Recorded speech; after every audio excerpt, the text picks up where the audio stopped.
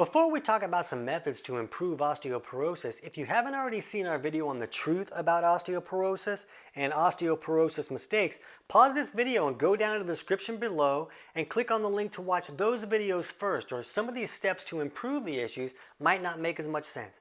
If you've already seen that, let's jump into some steps that can improve osteoporosis or osteopenia. Here we go.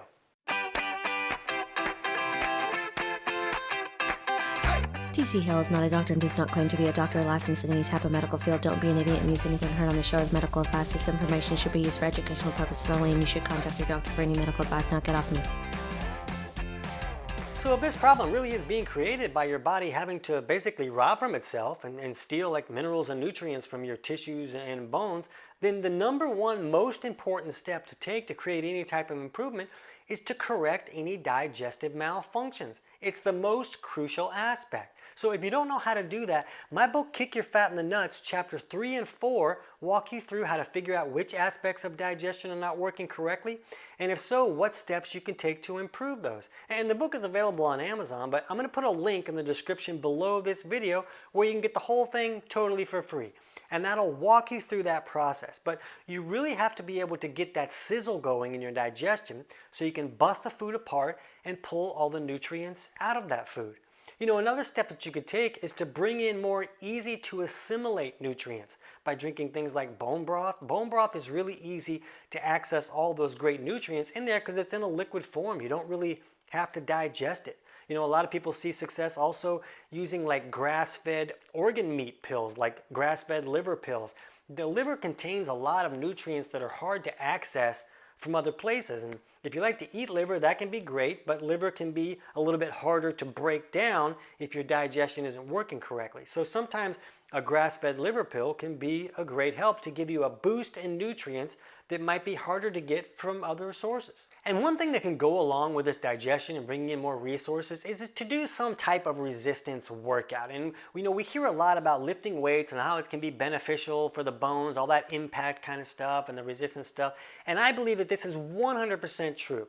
But a lot of times to really get the benefits from those workouts, the body needs resources to rebuild the tissues that are broken down during that process. So I believe that weightlifting or resistance type stuff is really important with osteoporosis, but you really need to have digestion working correctly so that you can get all those rebuilding blocks and tools that the body needs after you do that exercise. Step number 2 is that if you're taking calcium carbonate, I'm not going to tell you to go against what your doctor told you to do. You can talk to him about finding an alternative or making some solutions, but it just might be worth taking your calcium carbonate and just set it in the trash and see what it looks like there. And if it looks good in your trash can, then maybe that's where you leave it. Because you really want to stop putting things in your body that are turning off your digestive process. You really don't want to turn off your stomach acid when you want to be able to digest your food and break it down. That means you might also need to remove the need for antacids or PPIs, and that's all about correcting the digestive process.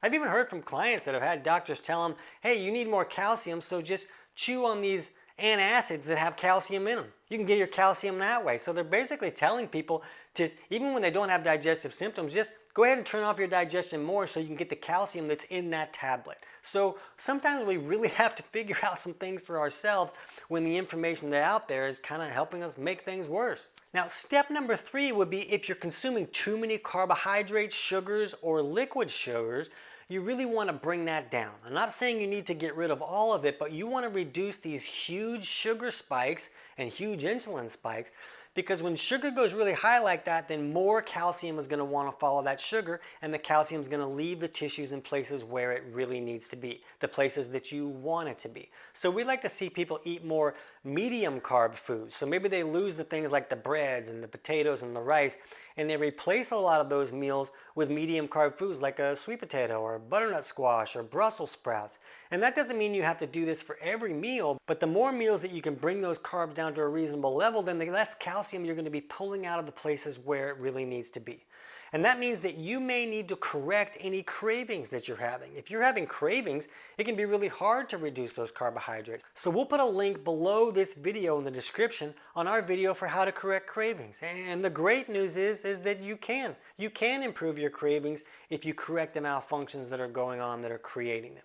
And step number 4 is just to take the right amount of vitamin D for your unique body chemistry. If you're just listening to all the hype out there about, oh yeah, pound a lot of vitamin D, then you could be creating some trouble. So remember, not enough vitamin D can be problematic, but too much vitamin D can be just as problematic. So I want to show you how to look at your unique body chemistry with simple tests that you can run on yourself with tools you can pick up at a pharmacy or a health food store, and to understand, okay, am I taking the right amount of vitamin D or should I reduce what I'm taking? So I want you to jump over right now and watch our video on who should stop taking vitamin D, and that'll show you how to look at your physiology to figure out when it's time to reduce it and when it's time to maybe add some more. I can't wait to hear about your results.